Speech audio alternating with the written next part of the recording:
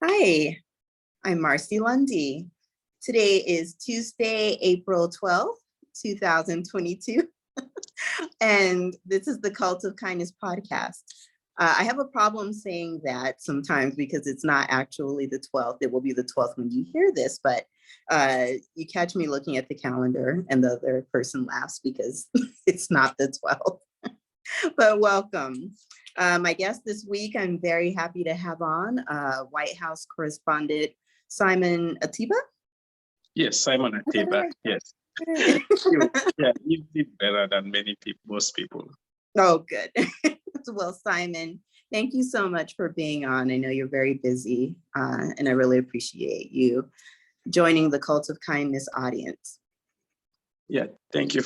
Thank you for having me. I'm really glad I'm here, and thank you for the opportunity. I don't feel like I'm that big of a celebrity, so I'm glad I'm here, and I hope we can have a beautiful discussion today. I think we will. In our chats back and forth prior to this, you're so mild-mannered and sweet. I think that the most successful people in the world are that way, because they aren't going around thinking so much of themselves. They're just doing their job, what they're meant to do in the world. So that's good. Thank you. Yeah, thank you so much. Of course. So I reached out to Simon, and the book of the month for April is, oh no, there's a reminder for Jeopardy that just came on. Can you hear it? Yeah, I can hear a background noise. I would have unplugged Alexa, but completely forgot about that. So this is live, so that's what happens sometimes. So our book of the month for Cult of Kindness for April is The War for Kindness by Jamil Zakai. And I thought it would be a good book of the month to, speak about with you, Simon, because in your field, I feel like empathy and kindness sometimes gets lost in the mix. Just to get to the most important story, to get the story reported first, or, people just kind of forget, let's call it their home training, just to get news out there.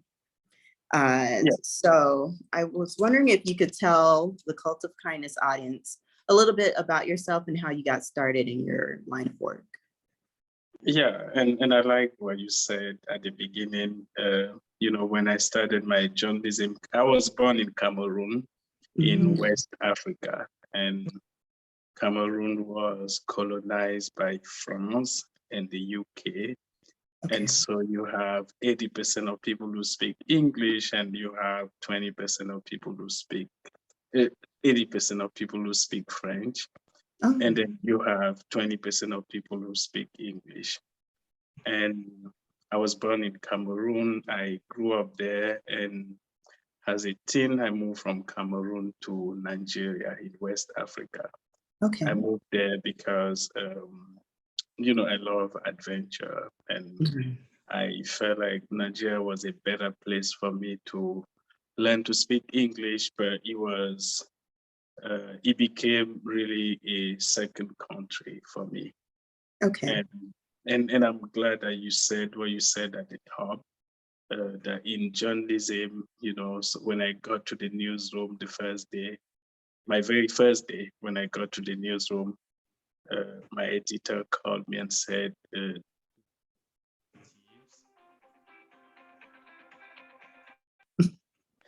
I'm sorry, no, it's fine.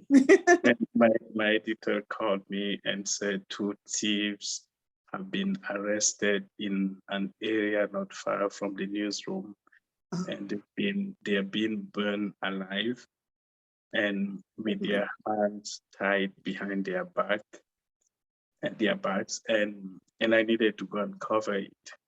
Oh my God.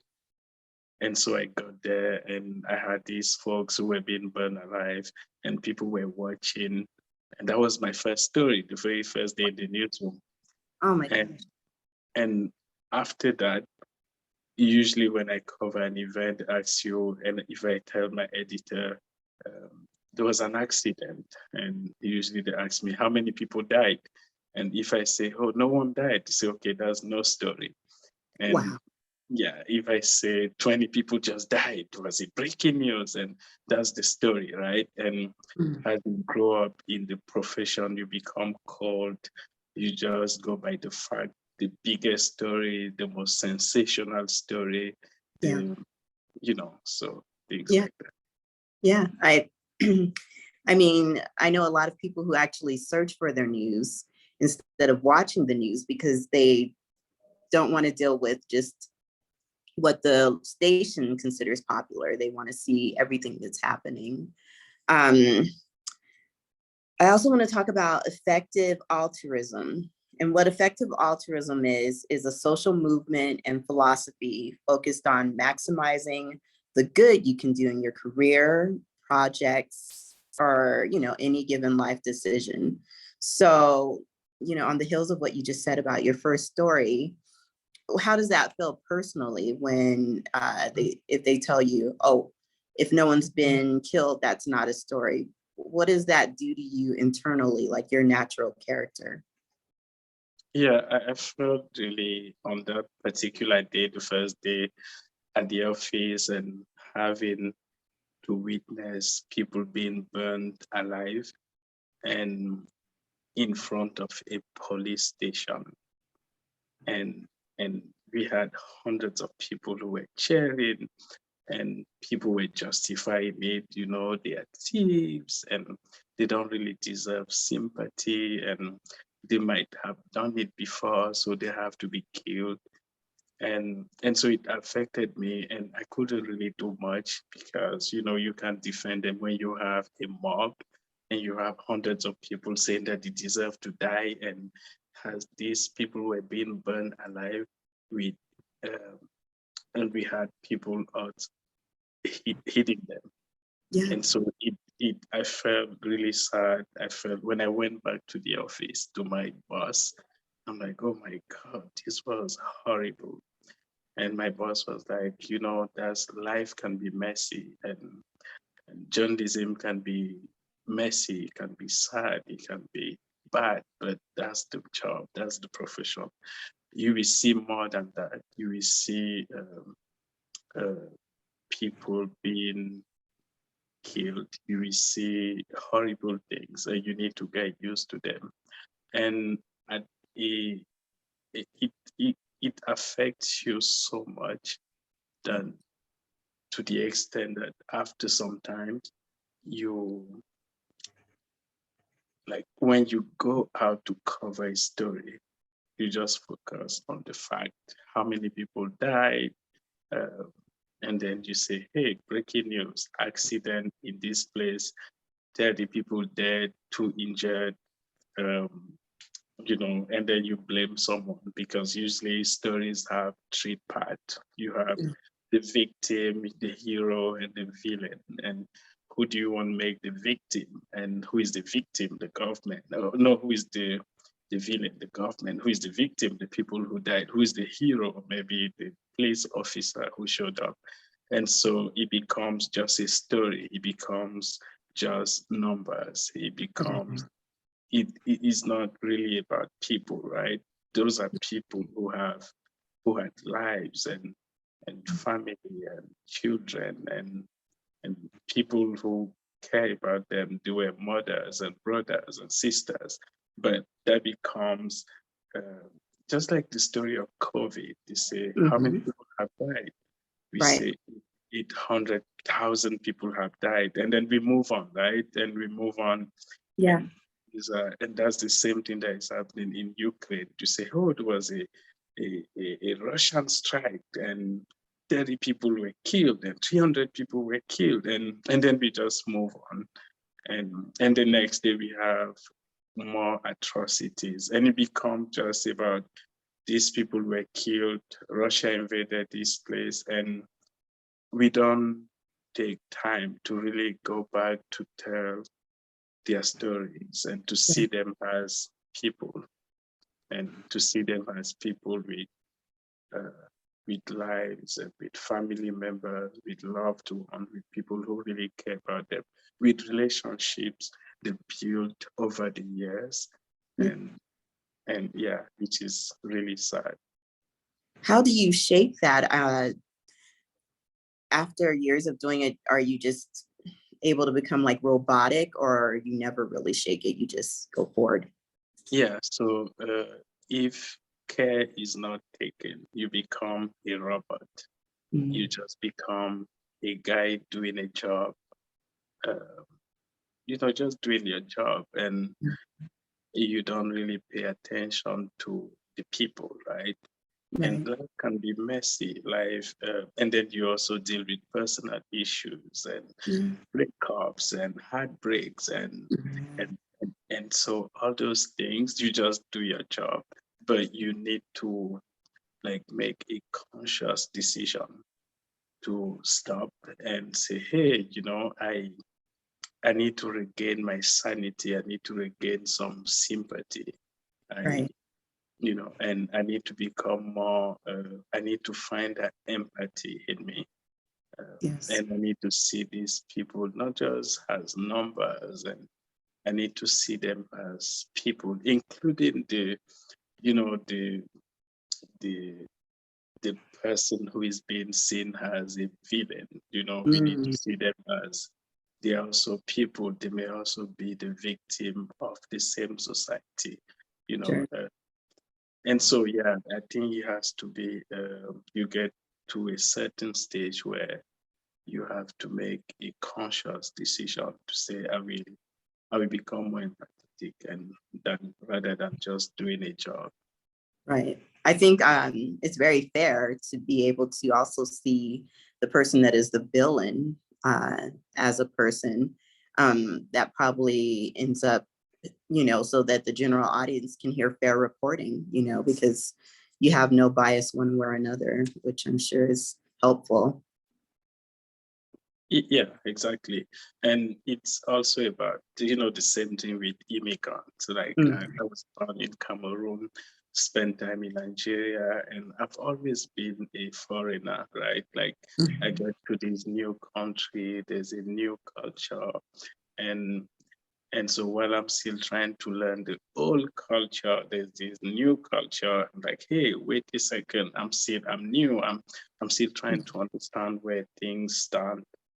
And and so you realize that usually when we see immigrants, some people see them as nuisance, as people who just move in, and we don't really see the people, the human them. Like we don't give them the benefit of humanity, right? The same Yes. thing with some people being killed by police, or people being like we don't people who are different than us, who can be white and black and brown. And if we can see people as human beings who deserve to be treated with care and love and dignity, we we will approach things differently. And it happens even in love, right? Like Yes. relationship. Yes. Imagine a guy comes to you and you don't like him. He's short, he's tall, he's fat, he's slim, he's dark, he's fair. He's not maybe your type, Right. but how do you see him? Do you see him as a human being? Do you treat him with dignity even when you say no to him? Or do you trash him? Do you hurt him so bad that he loses all sense of dignity and all sense of love and care, and the next time he doesn't know how he retreats. He doesn't Yes. know how to approach people anymore. He doesn't know how to love anymore. And then eventually he may end up treating people really badly. And in the society, we don't take time to really understand what happened to this particular individual. And we see Yes. a guy who doesn't know. And the same thing with women, right? Like Right. if you go, you see a guy and you're like, hey, I like this guy. And you say, hey, I like you.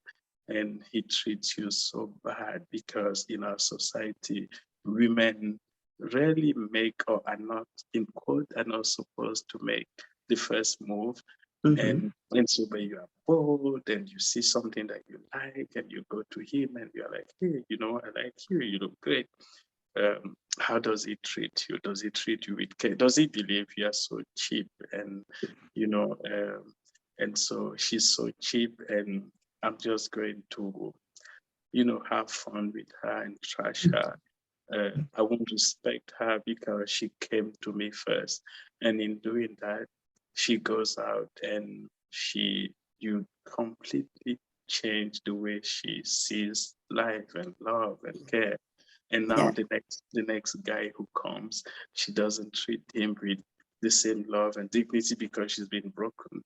And Yes. and that's what I like about the book, because the central theme of the book is that in a society sometimes uh, kindness is seen as weakness, and Yes. and you see it so much in relationship. Like there's a guy online who says he has all the answers. He tells Mhm. guys, hey, you can have the woman that you want. I'm going to give you 5 keys. And I'm like, oh my God, this guy has all the keys. And he says, key number 1, don't be a kind, nice guy. Mhm. And he says, women say it that they love nice guys, but if you're a nice guy, what they do to you is they say, well, I like you, you're a nice guy. You go into a friend zone, not really in a relationship zone. He say, do not be deceived. I've seen this, I'm this old, I've seen it in life, Yeah. and I'm giving you. And so I don't totally agree with the guy, but Mhm.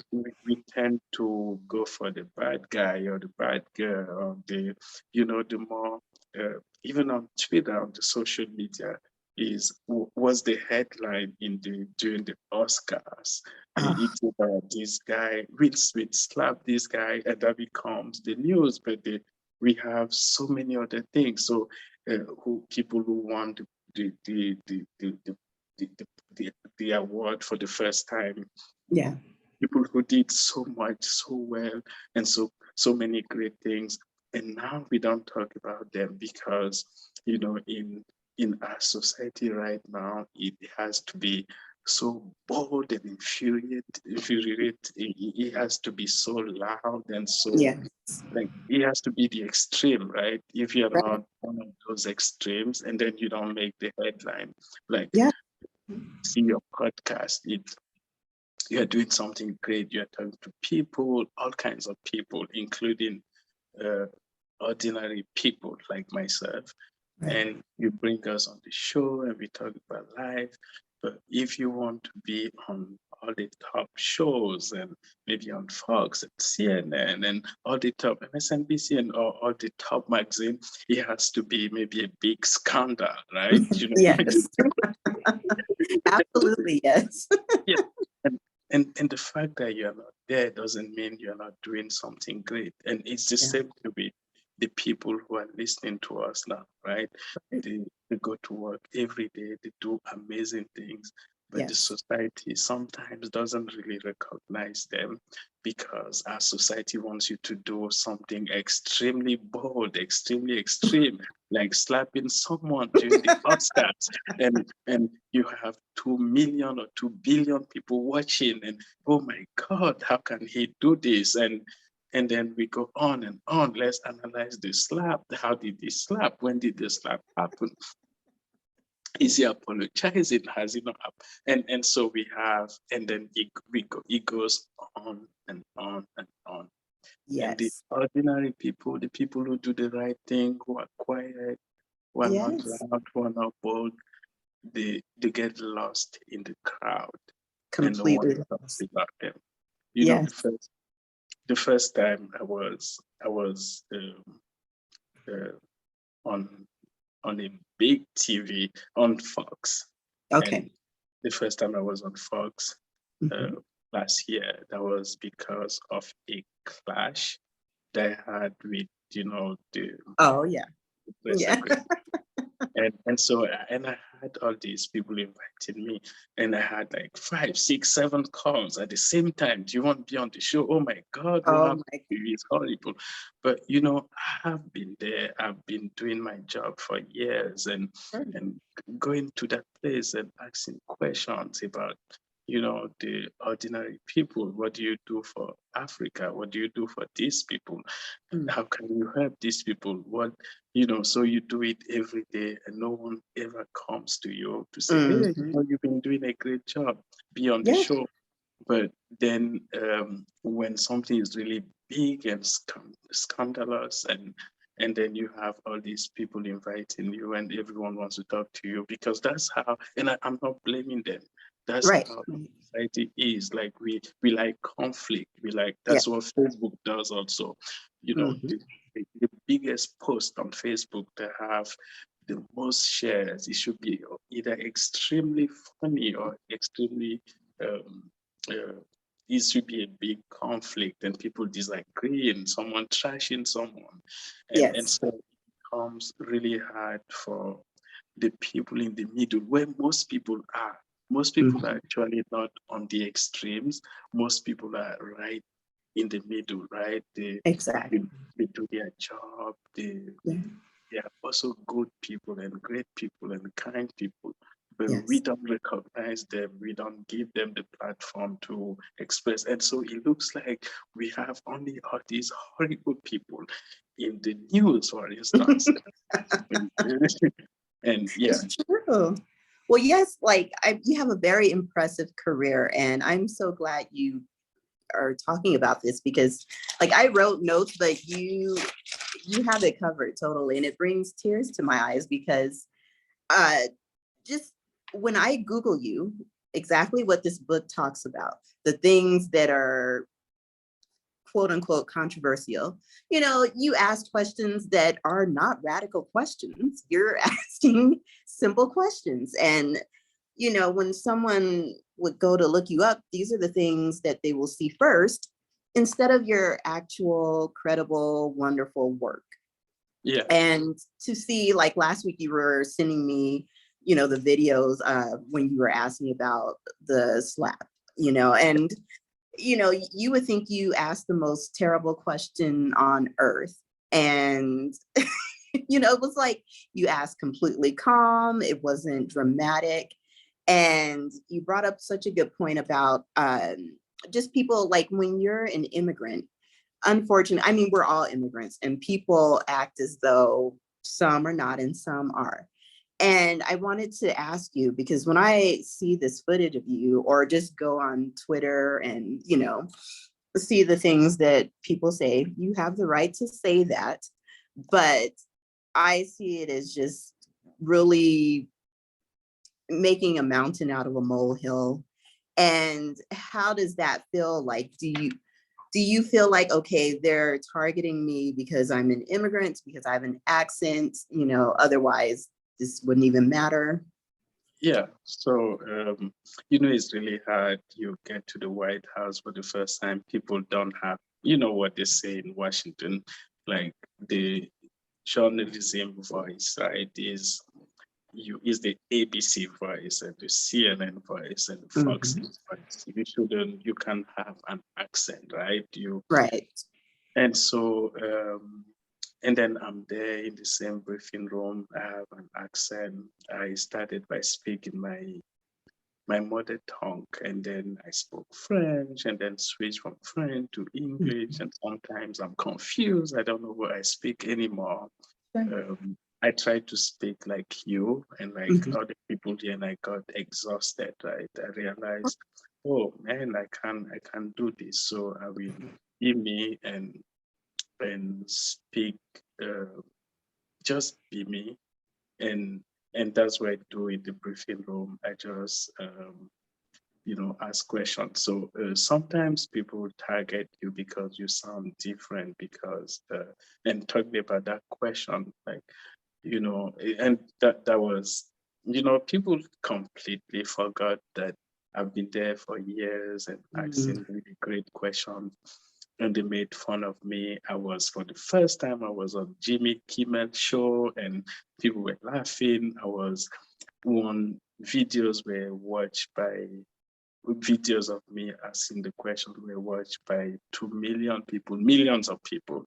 I had all these articles and people were asking, who is this guy? He's probably dumb. How can he ask such a question? And they asked me, and they told me, don't quit your day job. Oh my God. And so, yes, sometimes when you are different, when you sound different than others, you may be targeted. But people just like controversy. They like anything that is controversial, explosive, the extreme, and violent and stuff like that. But if you are moderate and you just live your life, you do your podcast, and you try to talk to people like me, and then it's just like maybe 500,000 people listening. But Yes. if you bring an explosive figure, right, then they say really outrageous things, and then that becomes the big thing, and everyone talks about it. And you're like, hey, I've been here, I've been doing this, and so which is really unfortunate, right? Like that's what people get to see, that's what people get to know, Yeah. which is really sad. It is really sad. I mean, like even with this podcast, if I had a screenshot and like in the middle of us laughing, someone might be like, oh, look, they were yelling at each other. It's two Black people yelling. It's like, instead of what, the positive thing it's meant to be, people are always looking for destruction. Yeah. In the book, they talk about how empathy in the last 20 years has decreased significantly. And it's largely due to people just being in love with tech and social media, creating anonymous accounts and just, saying the most crude thing ever, whether it's their own account or just creating an account specifically for that. In your line of work, how does that, or I should say, does that prevent you from asking things that you may truly want to get to the public or, want to ask for yourself? Or do you feel like, that's going to happen regardless? I'm going to continue to be the journalist that I have always been. Yeah, it can be really hard, right? Like at the beginning, you want to establish yourself. You want to be there in the news. You want to also capture some attention because what is unseen is unknown. And so you go there, you play in quote the game of asking the questions and you try to make sure people know your name, right? You don't want to get lost in the crowd. But as you progress in the profession, you begin to ask really serious questions. Was my role as a journalist? Am I just there to write the breaking news and another bad thing just happened? Someone was just killed, another person was just killed, and another person was just killed. Or do you want to make a conscious decision to really really see people as people? Because to me, that's where empathy and kindness come from. Yes. See people as yourself, right? Yes. Sometimes not see people as below me, uglier than me, not sounding like me, not Right. educated as me, um, not as rich as me, not that's how we see people, and that's what makes people to lose that sense of empathy. Yes. If I'm someone from a different race or I sound different, how do you see me? Do you see me as maybe this guy doesn't have a brain, maybe he doesn't think very well? Or do you see me as just different, having a different experience and having a just like I was just born in a different place and I have a different accent. It doesn't change that I can, I can be nice to people and kind to people, and I can still have that empathy, that kindness. It doesn't, it doesn't make me more intelligent because I sound the way educated and smart and powerful people should sound. And Right. I just am different. I just have a different background. But I think uh, 80% of the time when we decide uh, how to relate to or with people, we Right. do it based on appearances, right? Like Right. we don't see people as people. Harishi, when I saw you first, you look beautiful. That's why I said to myself, Thank she's you. beautiful, she's amazing, she's intelligent. But what if you look different? What if you didn't have you were not as in quote as intelligent as I in quote again have I the society expect someone who does podcasts. What Right. if you didn't have your hair made and you what Mhm. if you like what if you just appear different? Yeah. And so when you appear different, people treat you differently, right? And Yes. so you have that drive to look gorgeous, that drive, and we do all kinds of things, Yeah. to be. And just to give you a personal story, for Sure. almost 10 years, I used to wear glasses. Okay. And so one day I couldn't see. I was still living in Cameroon and I Hmm. couldn't see very well. And I went to the doctor and they said, hey, you can correct it, but you need to wear glasses. They did all the tests and they gave me those glasses and I began to wear them. And I began to see really well. But Hmm. just as I was about to remove them, a beautiful, beautiful, gorgeous lady told me, oh my God, you look so handsome with your glasses. And and I asked her, and I removed them, and she said, no, no, no, put them back on. Whoa. and, and so for the next 10 years, Mhm. I kept those glasses on, even Wow. though even though I could see very well. I Wow. didn't have a major problem. And how many people are like me? How many people keep mask on? A friend of mine, when I told her this story, she told me she used to have a broken plate, Mhm. and someone told her she's an amazing person. She's Okay. white, she's white and black, but she Right. had a similar experience. We had Okay. totally different backgrounds, Right. but so she had this broken plate, and someone told her, hey, you know what? You're a single lady, and if you can appear to be too perfect. If you have you need to have this broken plate, and people, when guys come in, they understand you're not that perfect, you can make mistakes. And so she kept that plate for more than 10 years. Oh, She wow. just, and when I was telling her my own story, she told me she just got rid of that plate after Mhm. 10 years because Wow. she realized, so how many people wear glasses they're not supposed to wear? How many Yes. people wear dresses because someone they really like or someone they really respect told them something nice?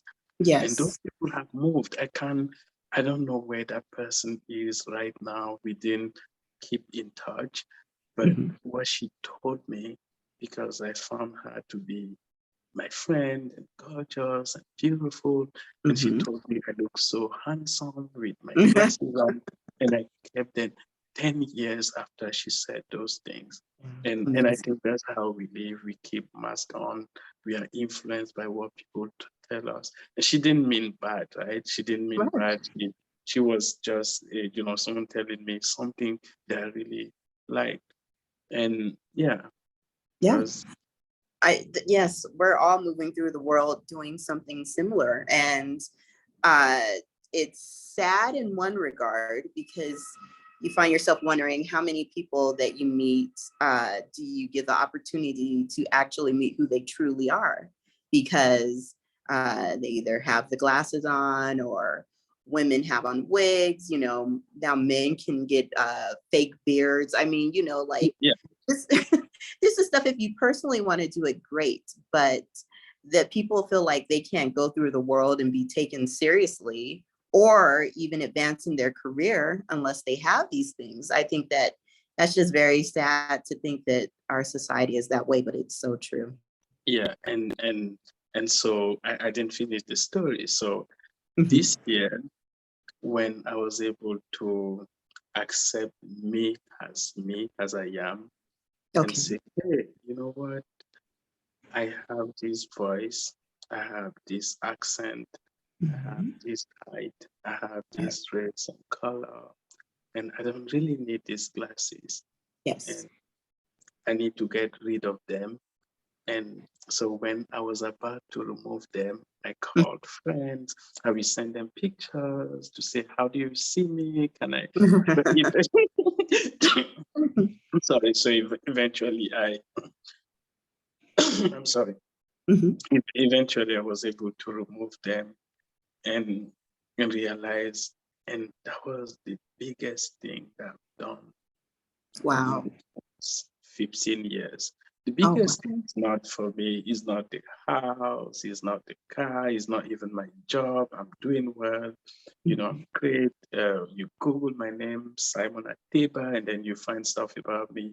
People invite me for parties. I go everywhere. I'm really glad with the job. But even as I was glad with my professional life, I still had that mask on. Mhm. And I had to get rid of it to find the really complete freedom. And once I remove them, people accept me. Those people don't even know I ever wore glasses, and they just Right. accept me. Some people don't accept me, but there's some people will say, okay, no, I don't like this guy. And some people will say, yeah, yeah, yeah. And so that was the biggest thing. And I think that's how we walk around. We have the mask, we have the wigs, we have the glasses, we have the clothes that too tight. I used to wear one big trouser, and Uh-huh. and so I was dating this girl, and one day she never said anything to me. She was an amazing doctor. She was intellectual. I like her. She looks beautiful. And I've been lucky to have had really friends who were extremely beautiful and smart and Yeah. intelligent and everything.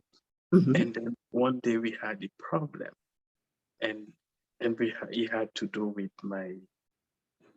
I was messy. I went to the bathroom and I didn't, I had this shower and then there was water on the ground. And, women don't take it, they don't accept it. Like, you Right. need to be clean, you need to. And so when she came in, she's like, wow, I mean, you left the bathroom messy, you need to clean it. And, and, and then she told me, and why do you even wear big trousers? And that came Just threw from it in nowhere. there. And I didn't get upset. I began to laugh. And the Yeah. reason I was wearing those big trousers because I felt I was slim, I was small, and I Really? needed to augment it with, the big Um, clothes and the big. So how many people do that? How many people smoke because they want to belong? How many people don't really like drinking, but they drink because they want to belong? And yeah.